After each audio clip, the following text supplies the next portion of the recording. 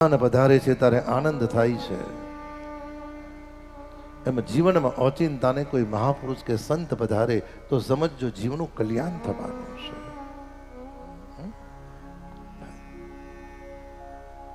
કોઈ મહાપુરુષ કે સંત પધારે તો સમજજો જીવનું કલ્યાણ થવાનું છે. દેવર્ષિ નારદે જઈ સનત કુમારોને વિનંતી કરી, ભગવાન મારી એક ઈચ્છા છે. કળિયુગનો જીવ એટલો બધો આળસુ બનશે કે પાણીનો ગ્લાસ જાતે નહીં લે, પછી બદ્રીનાથ સુધી આવશે કેવી રીતના? કળિયુગનો જીવ એટલો બધો આળસુ બનશે, રાતની પથારી ઘરમાં પડી રહેશે પણ જાતે ઉઠાવશે નહીં.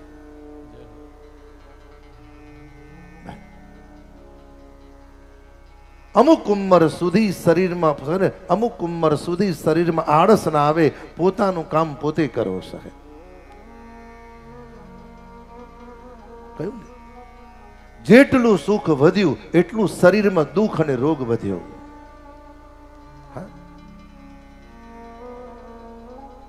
ભાઈ એક એક બબ્બે ગૌ હેલ લઈને પાણી ભરવા જતા હતા ને, ત્યાં સુધી માં કે દીકરીઓની તબિયત નથી બગડતી ને કાંઈ થતું નતું.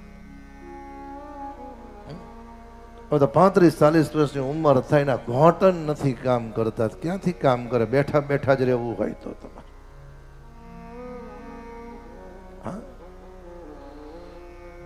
દેવર્ષિ નારદે વંદન કરીને કહ્યું, ભગવાન એક ઈચ્છા છે.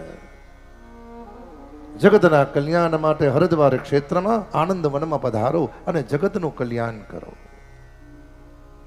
ભાઈ કયું છે?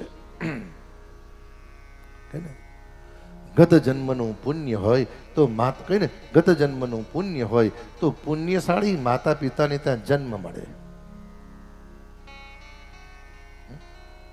અને ગત જન્મનું ભજન ને ગત જન્મનું કર્મ સારું હોય તો કહ્યું ને, અમુક ઉંમર પછી કોઈ મહાપુરુષના દર્શન થાય કાં તો મહાપુરુષની કૃપા પ્રાપ્ત થાય.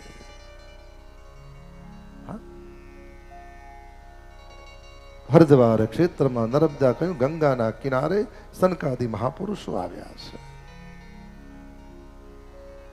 જે પ્રશ્ન કળિયુગના લોકો કરવાના હતા એ પ્રશ્ન દેવર્ષિ નારદે 5000 વર્ષ પછી જ્યારે પહેલી ભાગવતનો પ્રારંભ થયો ત્યારે કહ્યું છે. દેવર્ષિ નારદે કહ્યું, ભગવાન શ્રીમદ ભાગવતની કથા શ્રવણ કરવાથી શું ફાયદો થશે? અને નિયમ છે, કળિયુગનો જીવ દરેક વસ્તુમાં ફાયદો શોધે છે. દીકરો મા બાપની સેવા કરે છે એમાં પણ ફાયદો શોધે છે. મા બાપ દીકરાને રાખવા તૈયાર થાય છે એમાં પણ ફાયદો શોધે છે. મને કંઈક મળે તો જગતમાં હું કંઈક કરું. મળ્યા વગર જીવનમાં કાંઈ કોઈ કરતું નથી. હેતુ રે વિનાના ના હોય હેત, આ જગમાં હેતુ રે વિનાના ના હોય હેત.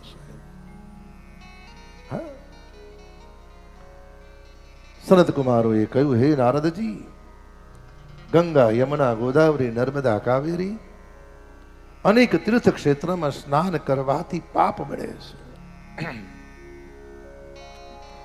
પણ શ્રીમદ ભાગવતની કથા એવી છે કે પાપ તો બળે છે પણ પાપની સાથે સાથે જીવાત્માનું કર્મ મળે છે. જીવનું કર્મ મળે છે.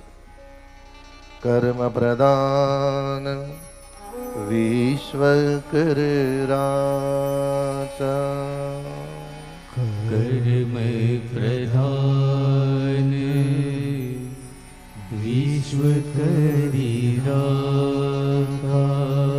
જગતનું કોઈ પણ પ્રાણી ઉઠે ત્યારથી સૂતા સુધી કર્મ કર્યા સિવાય રહી શકતું નથી સાહેબ.